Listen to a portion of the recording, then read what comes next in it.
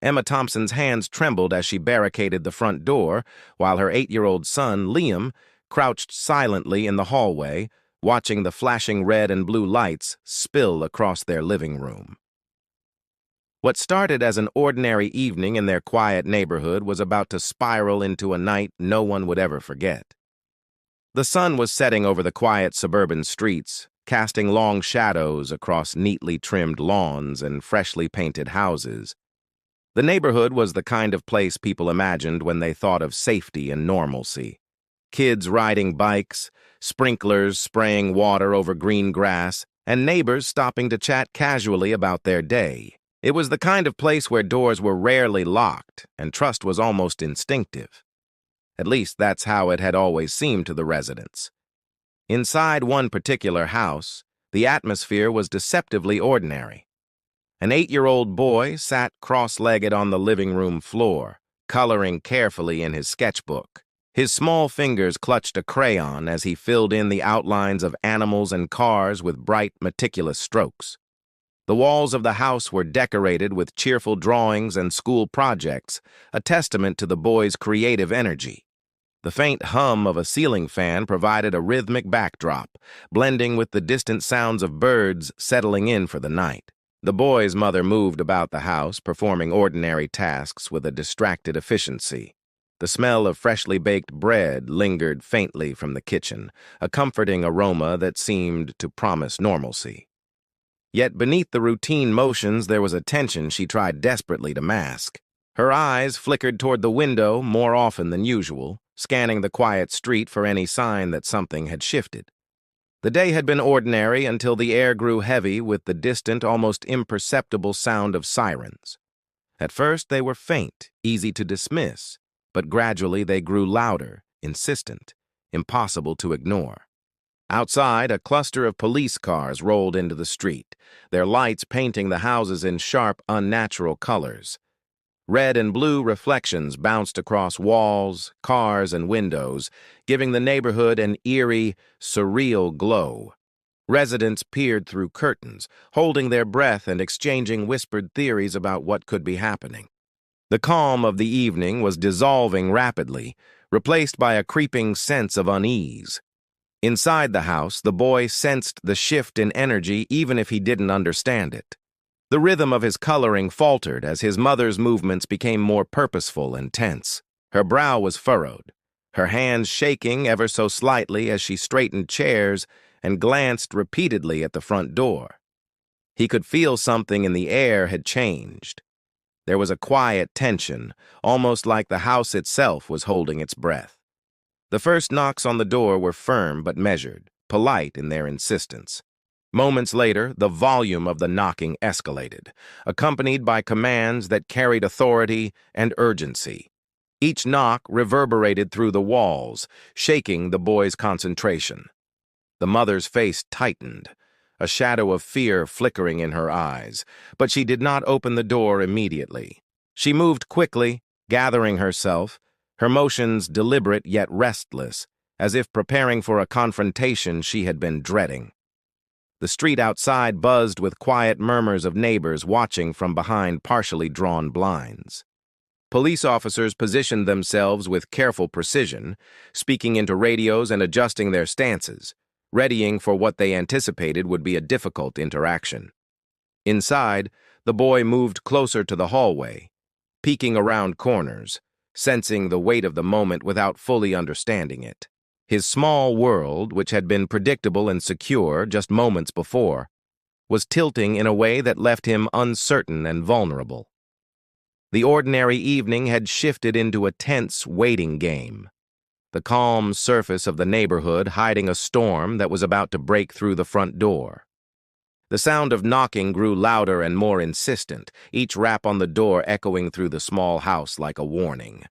The mother's breathing quickened, shallow and sharp, as if she were preparing herself for a battle she could not avoid. She paused for a moment, hand hovering over the doorknob, her body tense with uncertainty and defiance. Outside, the police officers spoke quietly into their radios, coordinating their positions and movements. Their voices carried an authority that filled the street, but inside the house, The mother refused to yield. The boy pressed himself against the wall in the hallway, trying to make himself small, to disappear from the intensity of the situation. His wide eyes tracked every movement, his heart pounding in rhythm with the sirens outside. The house that had been filled with ordinary sounds, laughing, television, the hum of daily life, now rang with the tension of a standoff. Every creak of the floorboards, every shuffle of furniture seemed magnified, as though the walls themselves were holding their breath. She moved quickly to the living room, pushing a small coffee table and chairs against the front door, creating a makeshift barrier. Each piece of furniture scraped against the floor with a harsh, grating sound, but the mother did not stop. Her movements were deliberate, almost frantic, a mix of fear and resolve that seemed impossible to separate. Outside, the officers shifted their stances, their eyes scanning windows and doors, trying to predict her next move. The street was quiet except for the occasional whisper of a neighbor and the constant hum of flashing lights, turning the night into a stage for the unfolding confrontation. Inside, the boy clutched a small stuffed animal, pressing it tightly against his chest as he watched. The reality of the situation was overwhelming, but he could not tear his eyes away. The mother's defiance seemed endless, and with each passing minute, the tension in the room thickened like a heavy fog. Her eyes darted from the door to the windows, assessing every possible path, every exit, every way to control the situation. She moved with an intensity that was both frightening and mesmerizing, a display of human determination in the face of authority. The officers began giving her instructions, their voices firm but calm, attempting to de-escalate the situation. Each command was met with resistance, the mother refusing to comply, her body pressing against the barricade she had created. It became clear that this was not a simple call for assistance. It had evolved into a full-scale standoff, a test of endurance, patience, and willpower. As the minutes stretched into what felt like hours, the boy remained in the shadows, silently observing. He noticed details he had never paid attention to before. The way his mother's hands trembled, the lines of stress etched on her face, the way her breathing hitched with every knock and command. The house felt alive with tension, every corner a stage for the unpredictable drama that continued to unfold. Outside, the officers prepared for the next steps, aware that any miscalculation could escalate the situation further. Inside, a small world that had once been safe was now a battlefield of fear, resistance, and uncertainty, leaving the young boy to watch, powerless and alert, as the struggle unfolded around him. As the standoff continued, the house began to reveal secrets hidden in plain sight. The police had noticed from outside that the windows were streaked with dust, as if no one had cared to clean them for weeks.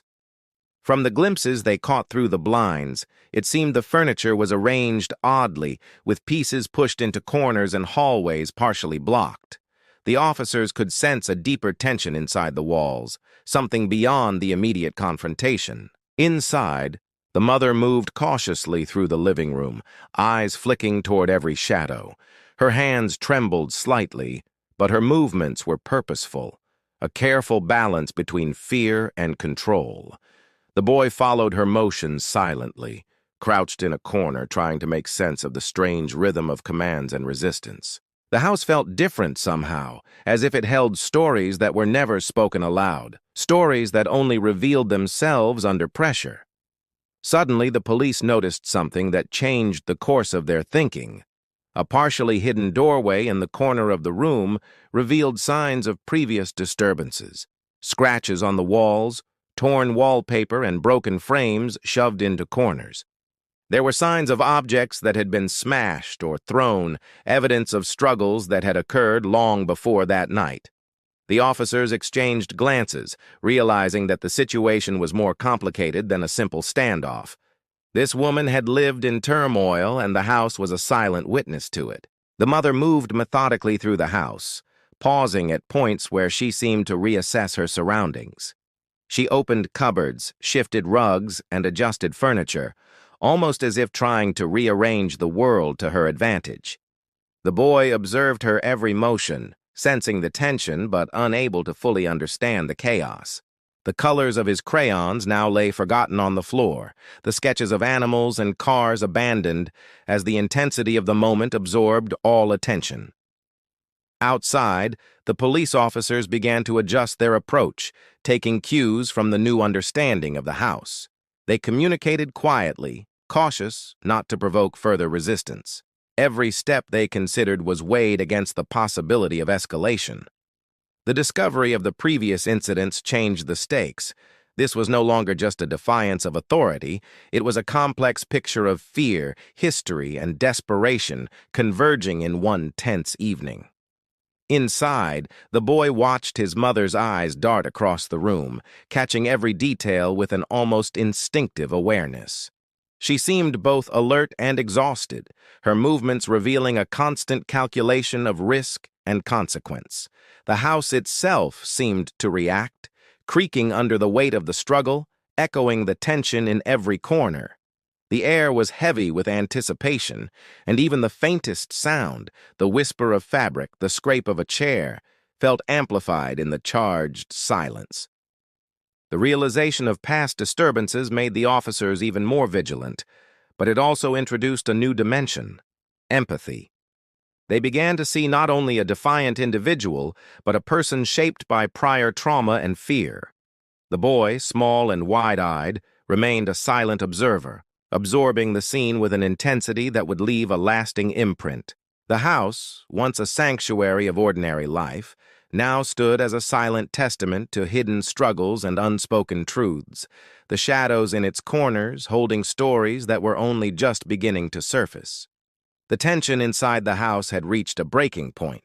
The mother's movements became sharper, more unpredictable, a mix of calculated resistance and raw desperation.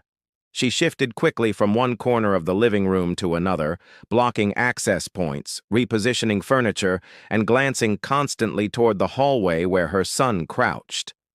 Every motion carried an urgency, a message that she would not give up easily. The boy pressed himself closer to the wall, holding his breath as if remaining still could make the chaos around him disappear. Outside, the officers adjusted their positions, their focus split between maintaining control of the situation and ensuring the safety of the child inside. They knew that any misstep could turn the standoff violent in an instant. Their voices were calm but firm, giving instructions and warnings, trying to prevent escalation while mentally preparing for every possible scenario. Every command that met resistance only heightened the uncertainty, and each second felt longer than the last. The mother's defiance became physical. She grabbed objects in the room, shifting them with a force that sent them scraping across the floor. Chairs were tipped, cushions flung aside, and a heavy coffee table became an obstacle that blocked the officer's view. Her movements were precise but desperate, a blend of strategy and instinct. She was determined to maintain control, to assert her will, but it was clear that fear was driving her just as much as determination. The boy remained silent, absorbing every detail. His small frame trembled as he watched the struggle, the tension pressing against him like a physical weight. He noticed the sweat on his mother's forehead, the way her breathing became ragged with exertion, and the intensity in her eyes that mirrored the flashing lights outside. His world, once predictable and safe, had been transformed into a space of uncertainty, filled with movement, noise, and the looming presence of authority. The struggle escalated further when the mother made sudden movements that forced officers to react immediately. They had to adapt to her speed and unpredictability, carefully navigating the room while trying to avoid provoking more resistance. The house itself seemed to amplify the chaos. The walls echoed each step, each shout, each crash of furniture. The familiar spaces of the living room, hallway, and kitchen were transformed into a battleground where every detail mattered. Despite the physical confrontation, the mother's actions revealed more than defiance. There were moments when her movements seemed almost calculated, revealing layers of fear, exhaustion, and unresolved pain. The officers began to see her not only as a threat, but as a human being caught in a storm of circumstances that had spiraled beyond control. The boy watched this all unfold, sensing the complexity without fully understanding it, his mind absorbing the tension, confusion, and fear. Outside, the standoff continued, the officers carefully weighing each decision. They were aware that one wrong move could change everything, that the situation was as fragile as it was volatile. Inside, the mother's struggle persisted, a combination of resistance, survival, and desperation. The small house, once a sanctuary of ordinary life, had become a stage for human conflict at its rawest, leaving the boy as a silent witness to a reality far beyond his years. The moment of resolution came slowly, almost imperceptibly, like the turning of a tide. The mother's energy, once sharp and unyielding, began to waver. Hours of confrontation had drained her, and the precise movements that had kept officers at bay now slowed. Her breathing came in shallow, uneven gasps, and the frantic intensity in her eyes softened into exhaustion, mixed with a flicker of despair. Outside, the flashing lights continued to paint the walls in red and blue, casting long, distorted shadows across the room. But the tension began to shift, subtly, toward a conclusion that had seemed impossible for so long. The officers seized the opportunity with careful precision. They moved slowly, deliberately, maintaining the balance between asserting authority and avoiding escalation. Every step was calculated, every gesture measured, as they guided the mother toward compliance. The boy watched from his hiding place, small and still, feeling the shift in energy but not fully understanding it. The sounds of movement inside the house, the scraping of furniture, the soft thud of bodies shifting, were replaced by quieter, more deliberate noises, signaling that the confrontation was winding down. When the mother was finally led out of the house, restrained but unharmed, the relief that swept through the neighborhood was almost tangible. Neighbors peeked through windows, exhaling after hours of silent, anxious observation. The boy, still clutching his small stuffed animal, felt a strange mixture of relief and lingering fear. The ordeal had left a permanent mark on his understanding of the world. A space that had once felt safe and ordinary had revealed itself to be unpredictable and fraught with danger. Inside the house, the aftermath was quiet but heavy. Officers moved methodically through each room, documenting the evidence of struggle and searching for any items that could explain the woman's behavior. Torn pieces of clothing, damaged furniture, and hidden objects painted a picture of a life lived under tension and stress. A household that had quietly endured chaos long before the night had spiraled into a standoff. Each discovery added layers of understanding to the incident, revealing a story of fear, resistance, and desperation that had gone unnoticed until now. The boy remained close to the center of the room, watching as the officers worked. He noticed the quiet efficiency in their movements, the way they treated the house and its history with care and caution. There was a sense that, though the immediate danger had passed, the events of the night would continue to echo in the minds of everyone involved. The house, once a backdrop for ordinary life, now stood as a silent witness to trauma, a place that had held fear and confrontation within its walls. As the officers prepared to leave, the boy finally stepped forward, his small presence filling the room that had been dominated by conflict just hours before. The night had revealed truths he was only beginning to grasp: the fragility of safety, the intensity of human emotion, and the unpredictable ways life could shift from calm to chaos. The mother was taken away, the officers departed, and the neighborhood slowly returned to its quiet rhythm, but the memory of the evening lingered. The boy's eyes, wide and thoughtful, reflected the understanding that even in ordinary places, extraordinary events could unfold, leaving marks that would never fully fade.